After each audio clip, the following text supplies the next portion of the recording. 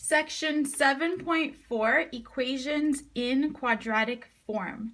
So this section involves solving equations that don't look like they are quadratic, but actually they are quadratic, and we can, for the most part, solve them by factoring.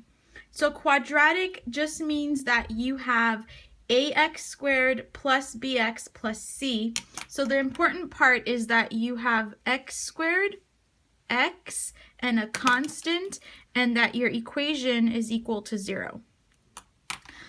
So the first two examples we can just solve directly through factoring. Your book uses U substitution. I'm just going to show you how to solve these directly through factoring because I think it's faster. So the first example has exponent 4 and exponent 2. So it doesn't really look like it's quadratic, but we can basically solve this equation the same way you would solve a quadratic. You can solve it by factoring. Instead of breaking down the first term using x times x, we're going to write, so this is just a regular trinomial.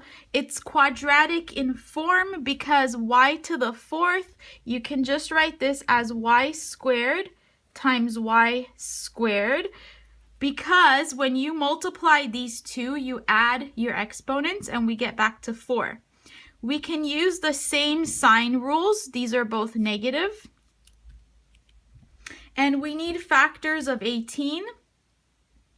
That will give us negative 11. So that's going to be 9 and 2. And then you can quickly check by foiling that you get back to the original trinomial, which we do.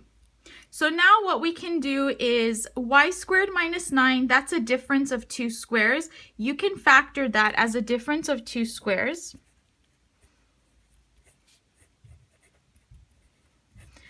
Y squared minus 2 is not a difference of 2 squares, so we're just going to leave it like that, and I will show you how to solve.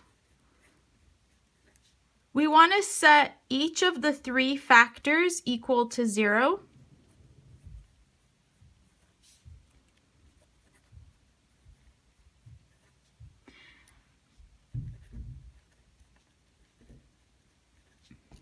The first one tells me that y is negative 3. Second, y is 3. And then the third one, since we can't factor, what we do is just isolate y squared.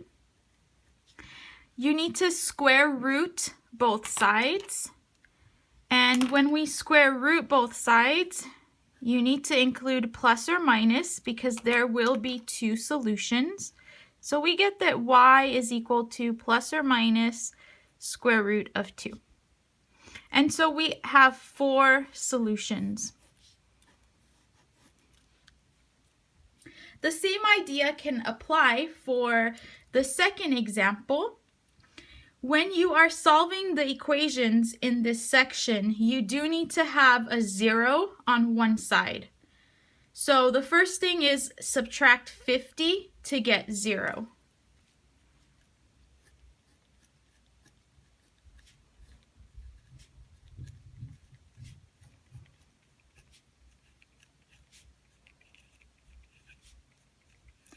Next, this is quadratic in form because if you look at this carefully, see how we have x plus 7 squared and we have x plus 7.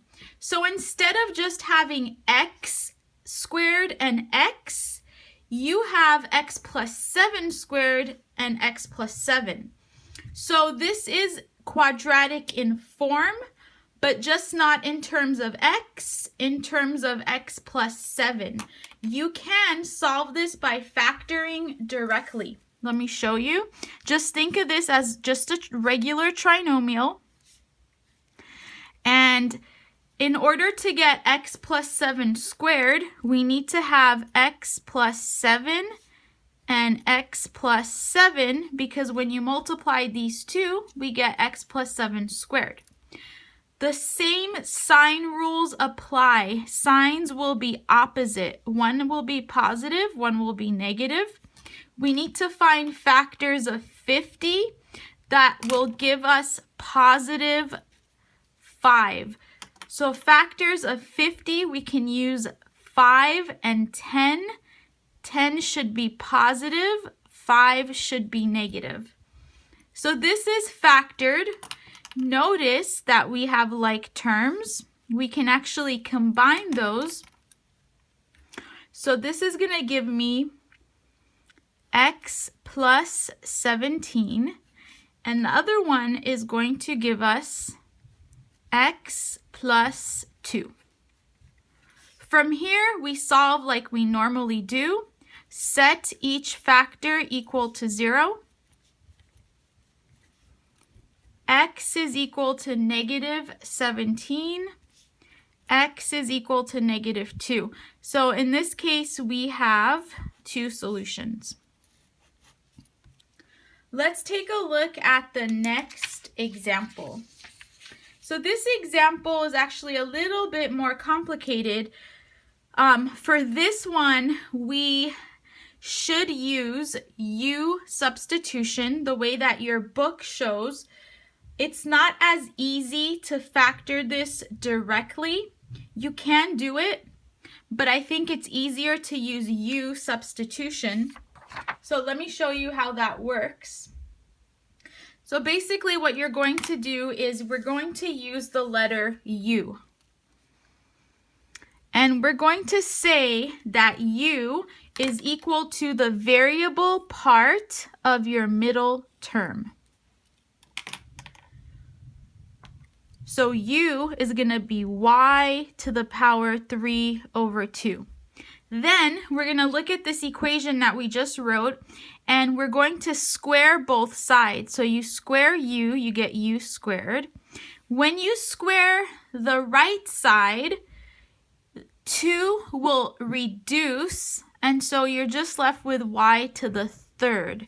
Okay, so really quick, when you square, okay, you square both sides. Exponent rule is you multiply, so these will reduce and we get y to the third. This will be what we use for substitution. Let's go back to this equation.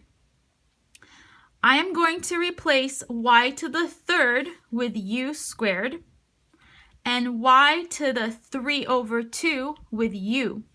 Why are we doing this? Because it makes the equation look quadratic and easier to factor.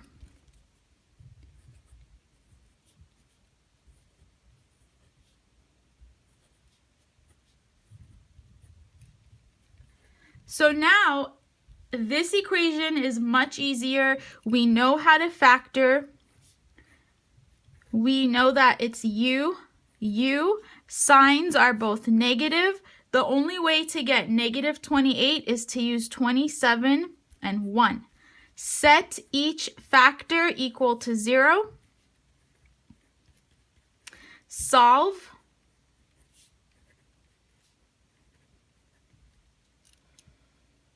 Okay, so one thing that you need to remember, we are solving for y. Since I used substitution to rewrite the equation in terms of u, once you get to this point, we need to resubstitute so that we can solve for y. We don't want to leave the problem like this because you're trying to solve for y, so you have to do a few more steps.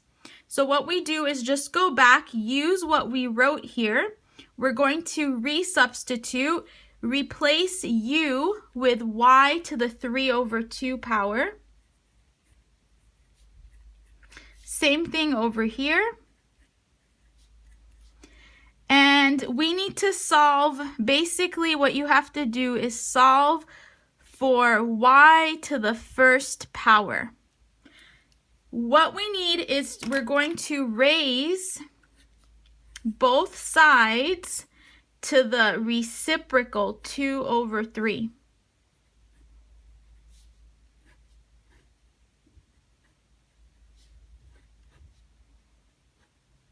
Okay, why are we doing this? Because you need to solve for y. The only way to make this exponent 1 is to multiply by the reciprocal, which is 2/3. When you multiply your exponents here, we can reduce and we just get y to the first is equal to, this is really cube root of 1 squared. Cube root of 1 squared is 1, so that is a solution. Same thing here, we get y to the first, or just y, and this is cube root of 27 squared. Cube root of 27 is 3. So that's going to give us y equal to 3 squared, which tells us that y is equal to 9. And so we have our two solutions.